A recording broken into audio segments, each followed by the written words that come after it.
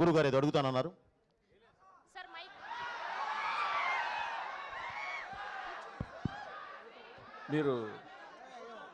మీరు ముంబైలో కూడా చెప్పారు, ఇక్కడ కూడా చెప్పారు, ఈ సినిమా భారతీయ ఆత్మ అని చెప్పేసి. ఒక కమర్షియల్ సినిమా భారతీయ ఆత్మగా ఎలా మారింది, మీరు ఎలా మార్చారు? ఎందుకంటే మనకు భారతీయ ఆత్మ అంటే మన భగవద్గీత, మన రామాయణం, మన భారతం, ఇవి మన భారతీయ ఆత్మలు.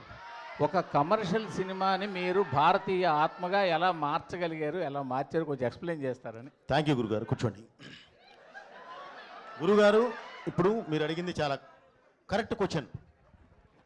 ఏదైనా సరే గంట కొట్టే చెప్పాలి, గంట కొట్టి చెప్తేనే సౌండ్ వినిపిస్తుంది గురుగారు. అది సాత్వికంగా చెప్తే ప్రతి ఒక్కళ్ళు చెప్తున్నాం, నో డౌట్, కాదంటలేదు. కమర్షియల్గా చెప్పినప్పుడే ప్రతి ఒక్కళ్ళకి ఎక్కడానికి అవకాశం ఉంటుంది. చదువుకునే రోజుల్లో బండ గుర్తు అంటామండి, అలాగే దీనికి ఒక ఇది చెప్పాము. ఇప్పుడు మీరు చెప్పారండి భగవద్గీత, రామాయణం, మహాభారతం ఎక్సెట్రా ఎక్సెట్రా మొత్తం చెప్పారు గురుగారు. మీరు నమ్మండి, రేపు చూడండి గురుగారు, ఈ 3 సినిమాలో ఉంటాయి.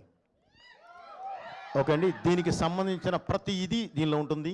ఈ 3టికి మూలం ఉందో చూడండి గురుగారు. ఇప్పుడు వారు అడిగారు భగవద్గీత, రామాయణం, మహాభారతం అంటేనే మన దేశ ఆత్మ. ఆ ఆత్మ ఒక కమర్షియల్ సినిమాలో ఎలా ఉంటుంది అని అడిగారు. ఈరోజు నేను చెప్తున్నాను బ్రదర్, మీరు సినిమా చూడండి, ఈ 3టికి ఉన్న ఆత్మే ఈ సినిమా, దాని మీద నుంచే మొదలవుతుంది. సో అందుకే చెప్పాను, ఇది ఈ దేశ ఆత్మ, ఈ దేశ పరమాత్మ, ఈ దేశ ధర్మం, ఈ దేశ ధైర్యం ఏంటి. రేపు సినిమా చూడండి sir. Shreyas media, thank you so much.